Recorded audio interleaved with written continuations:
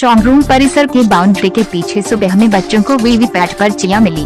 बस्ती मंडी समिति परिसर में मतदान के बाद ईवीएम और वीवीपैट मशीनों को स्ट्रॉन्ग रूम में रखा गया है।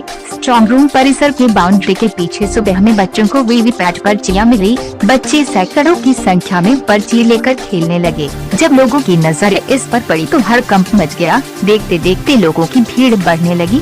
स्ट्रॉन्ग रूम परिसर में एक होमगार्ड इधर उधर बिखरी वीवीपैट पर्चियों को इकट्ठा करने लगा, जिसकी जानकारी के बाद गांव की महिलाएं बच्चे उस होमगार्ड को स्ट्रॉन्ग रूम परिसर में दौड़ा लिए। उसके साथ हाथापाई मारपीट करने लगे। जो वीवीपैट पर्ची वो इकट्ठा किया था उसको छीनने लगे। मामले की गंभीरता को देखते हुए पुलिस और प्रशासन की टीम मौके पर पहुंची। बसपा प्रत्याशी आलोक वर्मा, जहीर अहमद और अशोक मिश्रा भी पहुंच गए। बसपा प्रत्याशी जहीर अहमद ने मामले की जांच कराने की मांग की। उन्होंने कहा कि ये पर्चियां कैसे इधर उधर फेंकी गई, इस पर प्रशासन पर सवाल खड़े होते हैं कि निष्पक्ष चुनाव कैसे कराए होंगे। वीवीपैट की पर्चियों के मिलने की खबर लोगों के अंदर आग की तरह फैलने लगी और भीड़ बढ़ने लगी। एसडीएम ने मामले की जाँच की पर्चियों को अपने कब्जे में लिया। एसडीएम ने कहा कि चुनाव से पहले मार्क ड्रिल में मार्क पोलिंग कराई जाती है, उसी की पर्चियां लग रही है। इन पर्चियों को क्रैश कराना चाहिए। पर्चियां इधर उधर फेंकी गई है, ये बड़ी लापरवाही है। जांच कर जो भी दोषी होगा उसके खिलाफ कार्रवाई की जाएगी। खबर जगत के लिए इलेन सिंह की रिपोर्ट। यहाँ पे हम लोगों को सूचना मिली कि ढेर सारी पर्चियां यहाँ स्ट्रॉन्ग रूम के पीछे, ये जो अमौली गाँव है, यहाँ पे मिली। तो हमारे कार्यकर्ता हैं, एक सेक्टर अध्यक्ष हैं, उनके माध्यम से हम लोगों को पता चला। हम लोग बैठे थे कचहरी पे, हमारे दो प्रत्याशी बैठे थे, माननीय राजकिशोर सिंह, माननीय जहीर अहमद जी वहाँ भी बैठे थे। हम लोग कार्यालय पे चर्चा चल रही थी तो एकाएक यहाँ सूचना गया। फिर हम लोगों ने वहाँ से जिलाध्यक्ष हमारे, हम जिला सचिव हैं राना अम्बेडकर जी, सब लोग वहाँ से आए। तो ये पर्ची जो है हम लोगों को मिला, जिसमें वीवीपैट की पर्ची मालूम हो रही है। अगर इस तरह से ये बता रहे हैं, जो गांव के लोग जो बता रहे हैं, उस हिसाब से ढेर सारी पर्चियां थी और उसको कुछ लोगों ने जला भी दिया। वहां अंदर प्रशासन के ही लोगों ने जलाया है और बच्चों को फिर खदेड़ना शुरू कर दिया। जब ये मामला ऊपर तक तो पहुंच गया, ये सारा पर्ची अभी बता रहे हैं हड़िया चौराहे के पास भी कहीं ले जा करके फेंका गया है। तो अगर इस तरह से ऐसा मिलती है तो प्रशासन ये सवालों को खड़ा करती है और उनको इसकी जाँच कराना चाहिए। देखिए, मेरे पास यहाँ से फ़ोन गया और कहने लगे कि आपके नाम की पर्ची यहाँ पड़ी है, हाथी निशान 4 नंबर यहाँ पर्ची पड़ी हुई है। तो मैं जब सुना तुरंत मैं भागते हुए यहाँ पे आया और यहाँ पे देखा कि बहुत सारे हाथी निशान की पर्चियाँ जो है वीवीपैट की, वो यहाँ फेंकी गई हैं। मैं पूछना चाहता हूँ डीएम साहब से कि आप डीएम साहब एक बात बताएं, आप बार बार मीडिया में आप बयान देते हैं कि निष्पक्ष चुनाव हो रहा है, निष्पक्ष चुनाव हो रहा है, तो इस तरह से लापरवाही मुझे समझ में नहीं आती। और जनता में ईवीएम पैट को लेके, ईवीएम मशीन को लेके काफ़ी वैसे ही कन्फ्यूजन सबके दिमाग में है। क्योंकि जब मैं गांव-गांव गया था वोट मांगने के लिए तो महिलाएं कहती रहीं कि वोट हम कहीं और देते हैं, मेरा वोट कहीं और कैसे चला जाता है। तो मैं कहना चाहता हूँ कि इस तरह से लापरवाही क्या है, इसको आप जवाब दें और बताएं कि इस तरह से लापरवाही, इस तरह से ऑन रोड चौराहे पे पर्चियां पड़ी हैं, इसमें आम जनता में मैसेज क्या जाएगा। प्रशासन बार बार यही कहता है कि निष्पक्ष चुनाव, ये कौन सा निष्पक्ष चुनाव है? अगर आपकी पर्चियां ये एक्स्ट्रा है, ये क्या है, उस पर्चियों का आप जवाब दीजिए। और अगर है एक्स्ट्रा तो आप जहाँ पे उसको सुरक्षित रखना है, आपको उसको रखना चाहिए। प्रशासन से मैं अपील करूँगा कि ये सब चीज़ें बिल्कुल गलत बात है। और अभी गिनती शुरू नहीं हुई है, गिनती तो 10 तारीख को शुरू होगी। अभी जनता में यही मैसेज आपके बारे में अगर चला जाएगा प्रशासन के बारे में, तो कौन भरोसा करेगा? लोकतंत्र में कौन विश्वास रखेगा? आप बताओ, सबने अपने मन का दान किया है, दान उनका ऑन रोड घूम रहा है, ये क्या मतलब है? वीवीपैट की पर्ची निकल रही है और ईवीएम मशीन सील होकर के यहाँ रखा गया है। उसके बावजूद अगर कहीं ना कहीं देखा जाए तो लगातार जो है लोग इस चीज़ को लेकर के यहाँ लोग आज पेमेंट, हमको यही लग रहा है कि विपक्ष की भूमिका निभाने वाले लोगों के ऊपर बुलडोजर बाबा ने चला दिया है, डीएम ने चला दिया है, एसडीएम ने चला दिया है। इस तरह की लोकतंत्र की हत्या कभी बस्ती जनपद में नहीं हुआ था। सपा की पर्ची मिली, बसपा की पर्ची मिली, आम आदमी पार्टी पुष्करा दत्त सिंह की पर्ची मिली है, जिसका संज्ञान हम लोग लोकतंत्र की हत्या के रूप में पोस्ट डाल चुके हैं। लेकिन जिस तरह का यहाँ हमको विपक्ष के लोगों को कुचलना चाह रही है, 80 बनाम 20, 80 को कुचलना चाह रहे हैं, 20 लोगों को लेके हिंदू बनाम मुस्लिम करना चाह रहे हैं। ये लोकतंत्र में कतई नहीं चलेगा। हम लोग आत्महत्याएं कर लेंगे।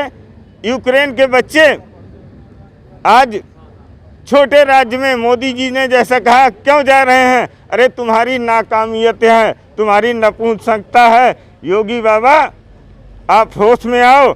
इस तरह हमारे कुचलने, हमारे तमाम वोटरों का, मतदाता वोटरों का वोट काट दिया गया। बस्ती जनपद या कहीं यूपी में सभी हमारे लोगों का, जो विपक्ष के लोग थे, उनका वोट काटा गया है। यहाँ एसपी डीएम सब लोग नपुंसकता की आधार पर हैं।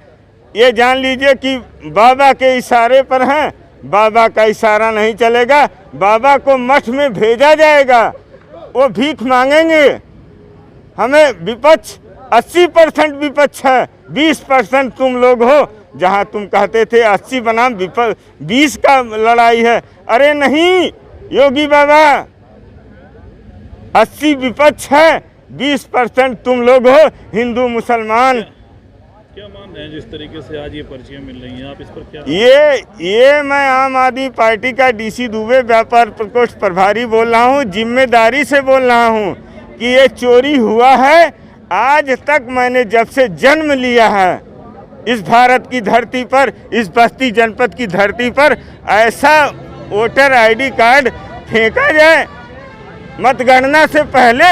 इसका मतलब मतगणना को तुम छिपा रहे हो और अपने लोगों को लाने का प्रयास कर रहे हो। संजय जायसवाल कभी नहीं जीतेगा, दयाराम चौधरी कभी नहीं जीतेगा, महेंद्र यादव जीत रहा है। हर इसको लेकर के आप लोग लगातार अधिकारी से मिल रहे हैं कि यहाँ जो है कुछ पर्चियाँ वीवीपैट की पर्चियाँ मिली हैं और कुछ ऐसे स्लिप मिले हैं, क्या लग रहा है आप लोग? बड़े पैमाने पे वीवीपैट की पर्चियाँ, जिसमें हम लोगों के नाम की, साइकिल की और छड़ी की पर्चियाँ थी, जो बहुत ढेर सारी पर्चियाँ जलाई जा रही थी। और ईवीएम मशीन को सील करते हुए जो एजेंट के दस्तखत से जो पर्ची सील की जाती है, वो स्लिप, बहुत बड़े पैमाने पे वो स्लिप है।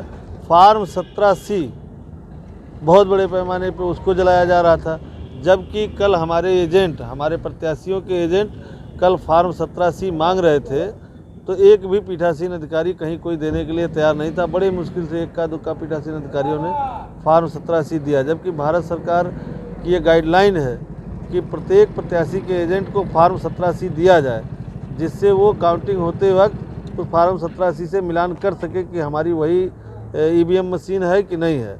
किसी ने नहीं दिया और आज वो बड़े पैमाने पे जल रही थी। तमाम जो उसको सील करने के पार्ट होते हैं, वो सब पार्ट तमाम टुकड़ों में टूटे हुए मिले।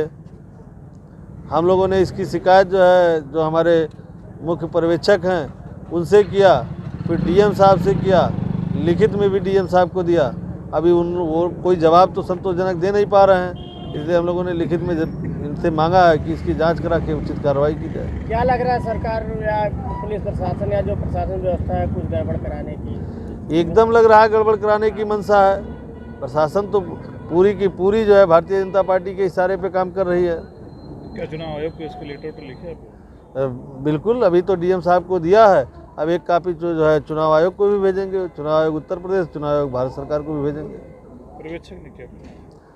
पर्यवेक्षक का भी कोई संतोषजनक जवाब नहीं था। उन्होंने कहा कि आप लेटर डीएम साहब को दीजिए और एक लेटर हमको भी दीजिए, हम इसकी जांच कराएंगे। हमने कहा ठीक है। तो ईवीएम को लेकर के यहाँ तो जैसे टेक्निकल जो हाँ, अभी इसके ईवीएम के 5 इंजीनियर गेट के बाहर पकड़े गए थे। पूछने पे उन लोगों ने कहा कि हमें जो है एसडीएम साहब ने बुलाया था, हमें दस्तखत करना था किसी चीज़, और 5 के 5 फिर प्रशासन आई, चूँकि पब्लिक के लोगों ने पकड़ा था, प्रशासन उन लोगों को ले गई। महारानी होटल में लोग रुके हुए हैं, ईवीएम के इंजीनियर थे। उसमें से शायद किसी इंजीनियर ने कहा जो होना था वो हो गया, अब आप लोग को हल्ला गिद्दर मचा रहे हैं। तो इस तरीके की तमाम बातें हैं जो निष्पक्षता पे संदेह पैदा